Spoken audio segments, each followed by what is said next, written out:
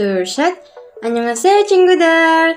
Kembali lagi bersama aku Rizky Sautari dengan NPM A1G022012 Program Studi PGSD FKIP Universitas Bengkulu. Nah, di video kali ini aku bakal menjelaskan materi dari mata kuliah Pengelolaan Pendidikan dengan dosen pengampu Dr. Muhammad Kristiawan MPD tentang konsep manajemen tingkat tinggi.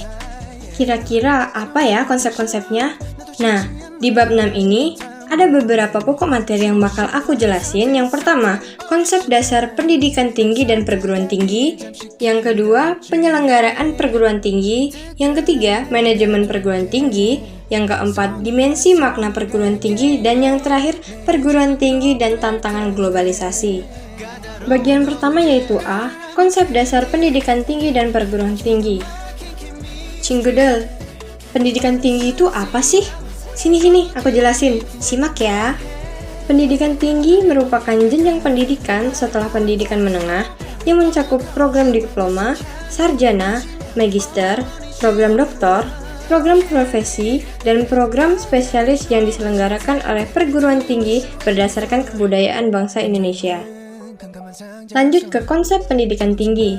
Menurut Peraturan Pemerintah RI Nomor 60 Tahun 1999 tentang Pendidikan Tinggi, tujuan pendidikan tinggi adalah menyiapkan peserta didik menjadi anggota masyarakat yang memiliki ilmu pengetahuan, lalu mengembangkan dan menyebarluaskan ilmu pengetahuan, teknologi, dan atau kesenian di lingkungan masyarakat.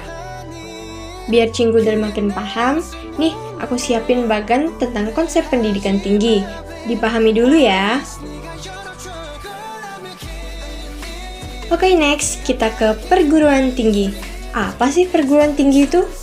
Perguruan tinggi adalah satuan pendidikan yang menyelenggarakan pendidikan tinggi. Nah, perguruan tinggi menyelenggarakan pendidikan tinggi atau pembelajaran tentang penelitian serta pengabdian kepada masyarakat.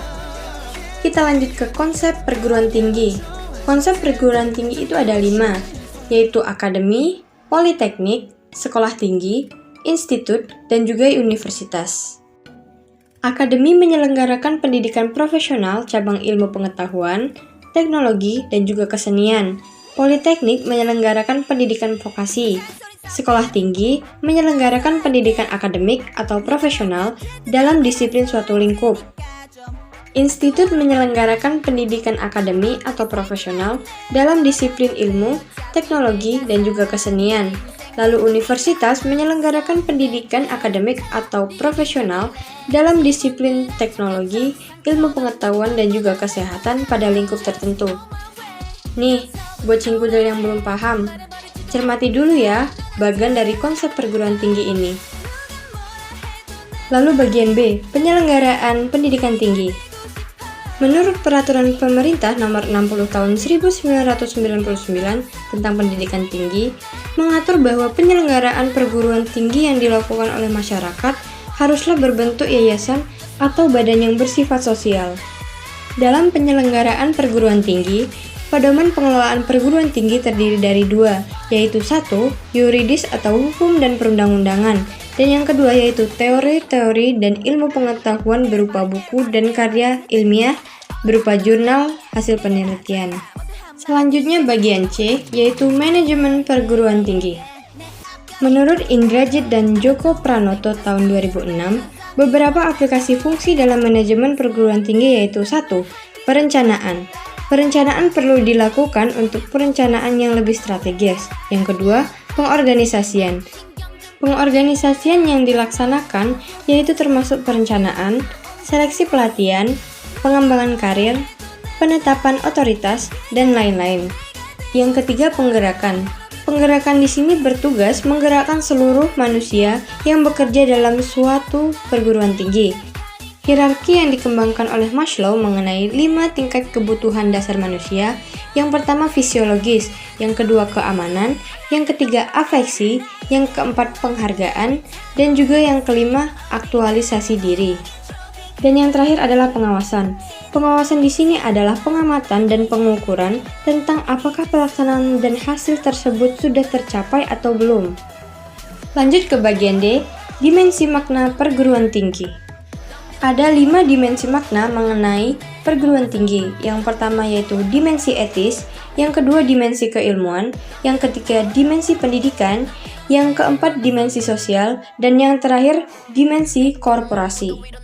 Kita menuju ke bagian terakhir yaitu E, perguruan tinggi dan tantangan globalisasi.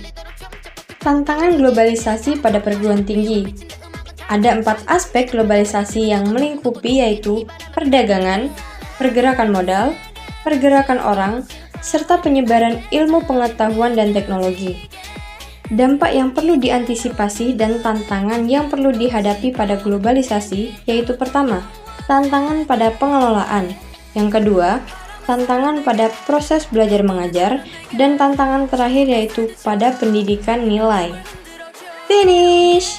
Itu dia tadi penjelasan dari aku tentang materi konsep manajemen tingkat tinggi. Semoga Cinggodol paham ya. Sampai jumpa di video selanjutnya. Kamsahamnida. It is a disgrace to let ignorance and vanity do more with us than prudence and principle.